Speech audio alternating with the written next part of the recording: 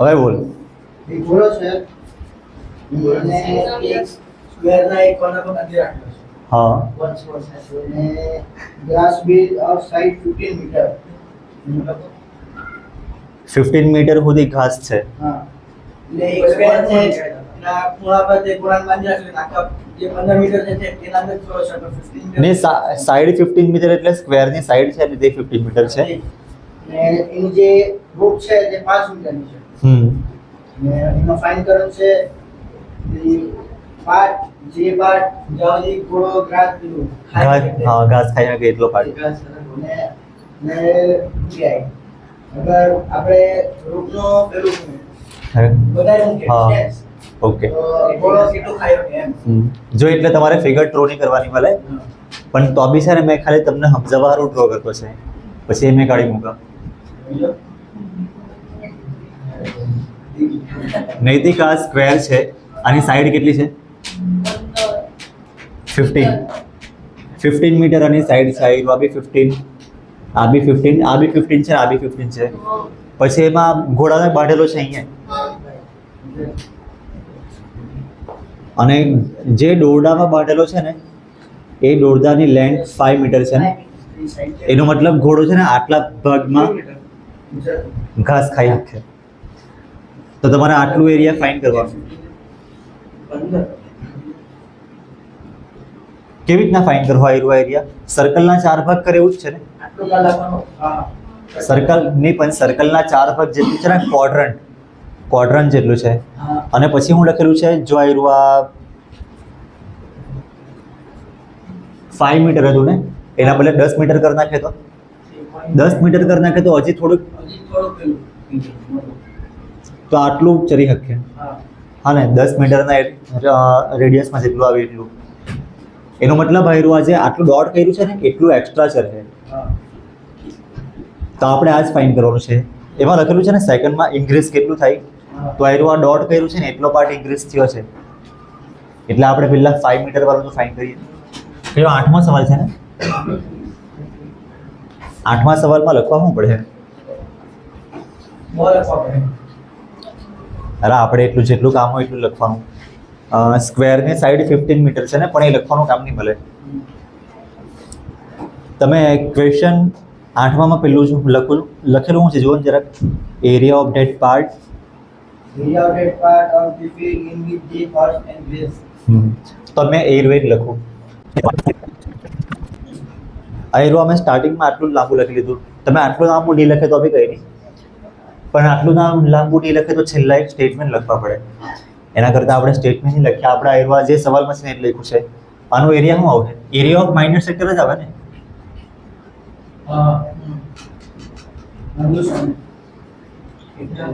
Area of minor sector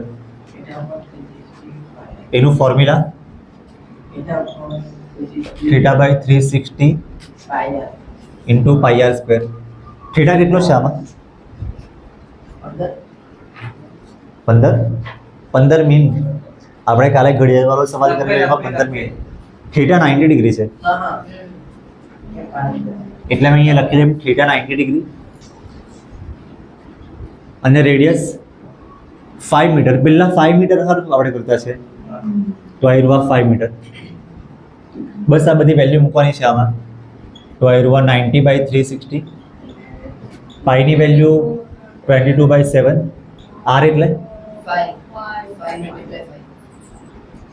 તો 90 ને 360માં cut કરીને 3.14 આપેલી છે, તો 3.14 જ મૂકવાની. તમારે બોલવાનું યાર એ રૂવા. Sir question second question use करने का फर्स्ट में नहीं आइडियली सेकंड નહીં એવું નહીં મળે. એ છે ને ક્વેશ્ચનના એન્ડમાં લખેલું હોય. ना सर वो तो क्वेश्चन सेकंड क्वेश्चन का एंड दिखा वो तो એવું નહીં હોય. અડધા સવાલમાં અલગ વેલ્યુ ને અડધા સવાલમાં અલગ વેલ્યુ એવું નહીં આવે. हाँ वो एक काम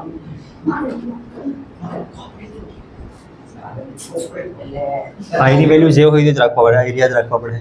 અડધા અડધામાં અલગ અલગ એવી વેલ્યુ નહીં આવે. पॉइंट का लग के ना का लग के ना તો આ 1/4 તો લખી લે. हां પોઈન્ટ કાઢને શું લખવાનું? 314/10 100. सॉरी પોઈન્ટ પછી આ ડિજિટ ને આ ડિજિટ બે ડિજિટ છે.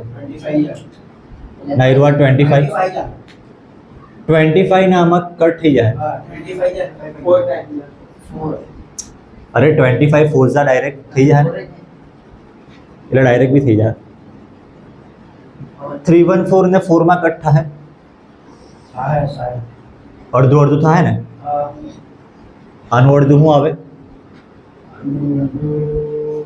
157 હા તમે છે ને આવી જ ના કરો, 314 નું અડધું આવી જ ના કરો, 300 નું અડધું કરો ને બીજું 14 નું અડધું કરો.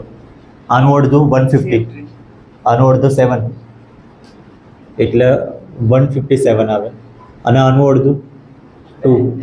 હવે 157 નું અડધું નહીં થાય, 157 ને 2 થી ડિવાઈડ બી નહીં થાય, તો 4 થી કેવી રીતના થવાનું? 4 થી નહીં થાય. તો આન્સર શું આવે? ઉપર 157 છે ને, ઉપર એક નીચે અને નીચે 4 ટુ સાઈડ ડિવાઈડ કરો ને આવ્યું.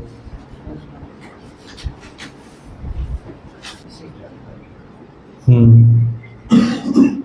19.625 આવી જાય, જોઈ લો નહીં. હવે અહીંયા યુનિટ શું આવશે આનો? Metre square. આ એરિયા છે ને એટલે સ્ક્વેરમાં જ આવશે, અને આ મીટરમાં છે એટલે મીટર સ્ક્વેર. હવે બીજું બી આપણે કરવાનું છે ને. બીજું શું કરવાનું છે?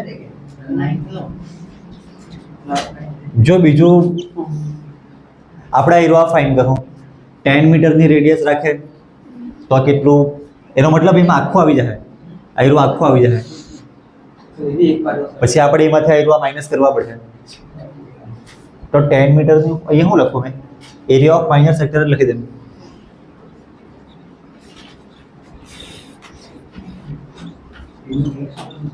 એરિયા ઓફ માઇનર સેક્ટર, એમાં આપણે રેડિયસ 10 મીટર રાખશું. અને થીટા કેટલું છે? થીટા તો એરિયા સેમ જ છે ને બંનેમાં, 90 ડિગ્રી. હવે કોણ બોલે? દક્ષ ચૂપ રહી જતો. નહીં, તારે નહીં બોલવાનું ભલે. સુજલ બોલની. હવે શું કરવાનું આગળ? કાલે નહીં આવડે તો બી હા 90/360. પાઈની વેલ્યુ 3.14. આર એટલે 10.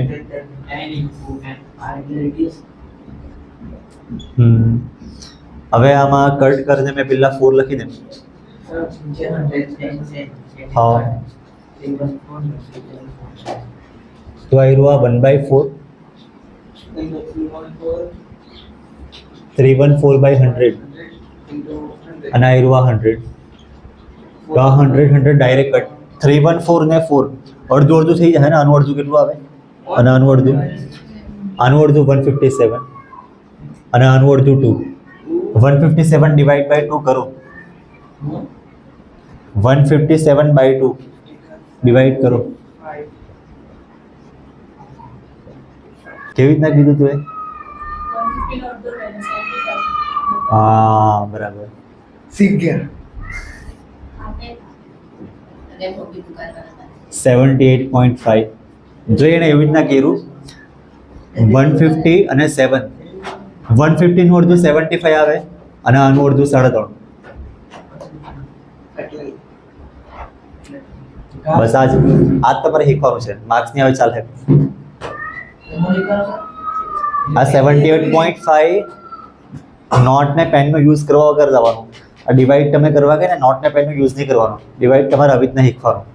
અડધું કરવાનું છે ને, 2 થી ડિવાઈડ. એટલે તો 157 નું ડિવાઈડ તમને હાર્ડ લાગે તો તમે એને 2 પાર્ટ કરી નાખો. 150 ને 7, 150 નું અડધું 75 અને 7 નું અડધું 3.5, અને આ બંનેને એડ કરે તો આવી જાય 78.5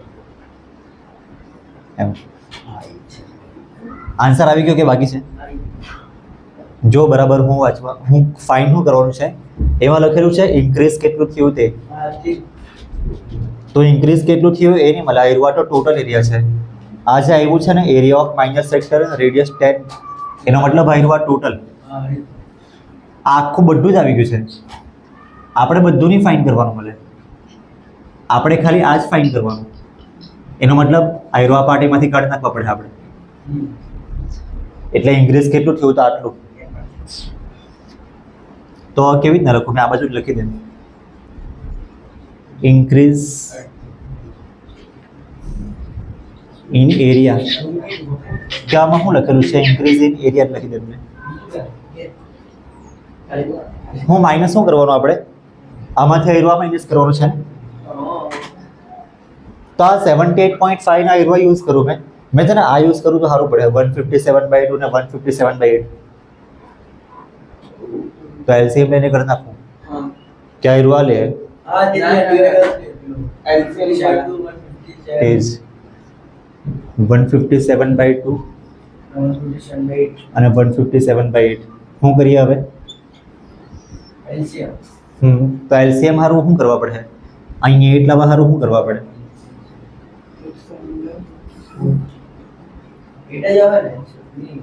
હા એલસીએમ એટ જ આવે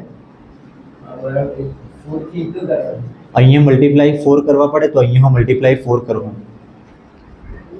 તમને હાર્ડ લાગે એરવા પેલું જ માઇનસ કરવાનું આપી દે કેમ કે આ 6 સ્ટાન્ડર્ડમાં આવે માઇનસ જ બતાવી દે આહો માઇનસ જ કરવાનો હતો પણ એમાં એલસીએમ નો યુઝ કરવાનો ક્રોસ મલ્ટીપ્લાય કે તમે જે કઈ રીતે કરવા પડે આપણે જઈને કરવા લખી દે 78.5 માઇનસ એરવા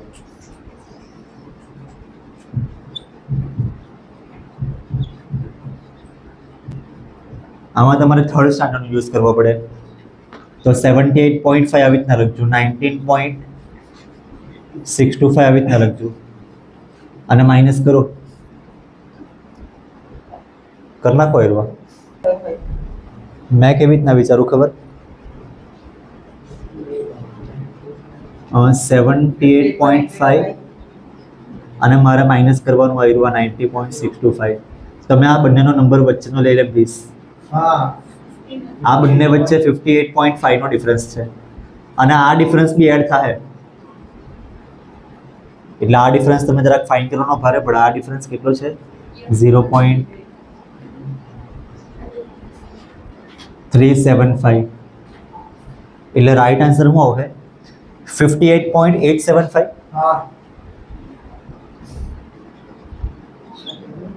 પાછળ જરાક આન્સર ચેક કરી લે આન્સર ચેક કરી લે પછાડી કેમ કે મેં આ એમ જ કર્યું છે મીટર સ્ક્વેર લખી દે મેં શીખાવી દે આમાં આમાં શું કરે 10 કરે ને આના બદલે જો અહીંયા 10 કરે ને તો આમાંથી એક ઓછો કરે પણ આમાં કોઈ નંબર જ નહીં મળે તો 9 લખે ને આમાંથી એક ઓછો કરવા પડે હવે માઇનસ કરે તો 10 - 5 આવ્યું આ 5 થઈ જાય આમાંથી આ માઇનસ કરે તો 7 4 - 6 પાછું નહીં થાય તો પાછું નહીં થાય તો અહીંયા 14 અને અહીંયા એક ઓછું 14 - 6 8 આવે 7 - 9 પાછું નહીં થાય અહીંયા પેલા રૂમમાં તો અહીંયા 17 અને અહીંયા 6 હવે 8 આવશે ને આવ્યું 5 તો આવ્યું બરાબર છે 58.875 પાછળ આન્સર છે ને કદાચ ફ્રેક્શનમાં હે જો પોઈન્ટમાં જ છે